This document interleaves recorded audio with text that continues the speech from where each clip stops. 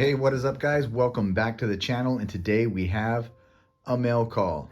And this is a couple of purchases that I made recently, and it is things that I was wanting to add, and also one thing that I was curious to compare with something else that I bought. So let's end the confusion, and we'll get to the first thing that I bought just to add to the collection. So in my history of supers, I've found quite a few of them, but I also do what some collectors do as well, and I do what's called dollar cost averaging when it comes to looking for supers.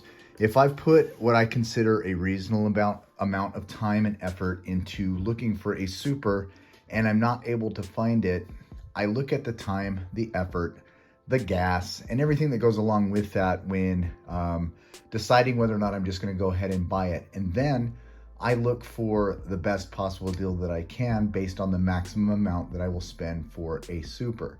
Now, to me, a super, my cap is $25. I will not go above $25 on any super for any reason, because I'm always convinced that I can either find one later if I can't find it at that price, or I just don't need it that badly. So typically, I don't buy them, but when it's one that I really want to get and I have not been able to find it, and trust me, this case assortment that this super came out of, there was a ton of them in our area for this case assortment, and probably I would estimate between 10 to 12 cases worth of this case assortment. I was not able to see one. Lots of treasure hunts, lots of mains, but none of the super. So let's go ahead and crack this thing open and we'll see what we got.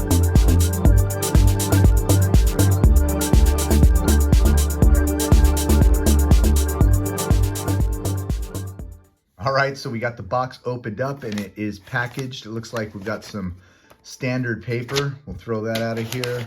Here's one of these. That can go.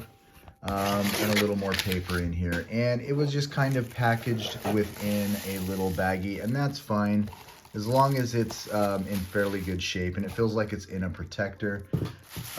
We'll go ahead and see what the super is. I'll turn it over this way so it's a little bit of a surprise, but let's get into this and see which one it is. We'll drop that bag off of there. And let me see off camera. Okay, so inside the super, it's got a little bit, or inside the protector, I should say, it has a little bit of paper around the card bubble itself. So I'm gonna remove that so that when we do the reveal, we'll be able to see the card in its entirety. And I can already see this is a fairly good card. I kind of checked that before I made this purchase because I do like to have the supers in the best condition I possibly can, because look, if you're gonna pay a premium, you might as well have a premium card. So it's always good to at least double check that. So let's get it back inside its little home forever home, I guess is what you would call it. And we'll get it in here. It's not cooperating, but there we go. All right. So without further ado, you probably know this, and some of you may have found this, but it is the Mercedes-Benz 300 SL, and of course, this is the BK Super. So I saw a ton of this case assortment in our area. We got BKs like crazy. Target had it, Walmart had it, my local grocery stores had it in both B case and international, and I probably found, I don't know, 25 to 30 of the main line and a ton of the B case treasure hunt, which is the surf crate, but none of these. So I went ahead and pulled the trigger. Now I'll reveal to you, in full transparency, I won this via auction, and the auction price for it was $21.50 with a $4.25 shipping. Do the math. I came out to $24.75, about 25% below, or 25 cents below my maximum that I would spend for a super, and I feel like I did pretty well here. This is an absolutely gorgeous casting. I love this Spectraflame Red, and we're seeing a lot of Spectraflame Red this year in the 2023 supers, but this Mercedes is absolutely awesome. And there's a reason why I'm unboxing this along with this, because we're going to make a little side-by-side comparison, because this box that's behind me right here is from Mattel. So if you haven't guessed already based off of that information, let me see if we can get this bad boy cracked open. I think I'm gonna have to go a long ways here. Try not to make you guys throw up from camera movement. Get this thing going. Those of you guys that have received these boxes, I think everybody's pretty much receiving this box. So this is the size of what the car inside actually is, and look at the size of the box. So the box is about twice the size it needs to be. I don't know if this is just oversight for Mattel or wherever their distribution is coming out of. Each time that I have received these, well, this is only the second one, they are originating out of Pennsylvania. So wherever they're packaging these up in Pennsylvania,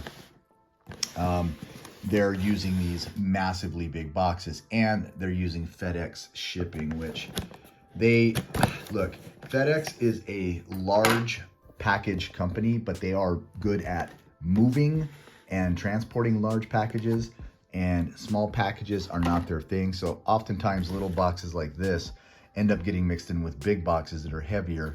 And there's not a lot of damage to this one, but there definitely was on the first one that I got. So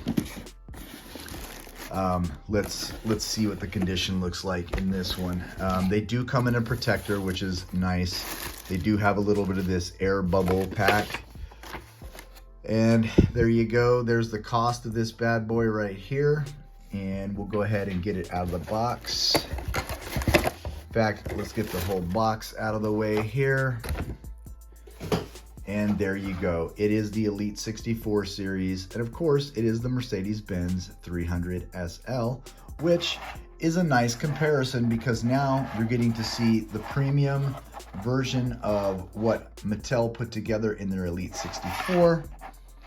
And you kind of get to see what it looks like here with the counterpart of what would be a premium version of their Super Treasure Hunt in the 300 SL out of the B case. So there you go, side-by-side comparison, the 203S 300 SLs, the Super here on top, and then of course this awesome Elite 64. I'm going to take this thing out of its case so we can take a little bit closer look at it. The card's in pretty good shape. Everything looks pretty nice on it, so I'm fairly happy with this. I know that they stayed to scale with the tires on the first one. I am so glad that on this second iteration, we're not seeing those pizza cutter tires on this. It actually has full-size tires on it. They are Real Riders. And when you take this thing out of the package, it does have opening gull wing doors, which is an awesome feature on this 300 SL. But this is the second of the Elite 64 that I have bought. The first one being this guy right here, the Toyota Chaser. And I know that the next one coming out is going to be the Mustang. I don't know if that is going to be one that I want or not. So I guess we'll have to take a look at it when it's out and make that decision when the time comes. But hey guys, thanks for coming along for a quick little mail call today. Just wanted to show you what I've been purchasing over the last week and a half, and share it with you here on the channel. But as always, please, if you take time to hit that bell icon, you can get any of the videos that I post up. If you like the video, hit that thumbs up button for me. And if you're not a subscriber already, welcome to the channel and consider subscribing to the channel. And until next time, this is Super JDM Diecast. I am out.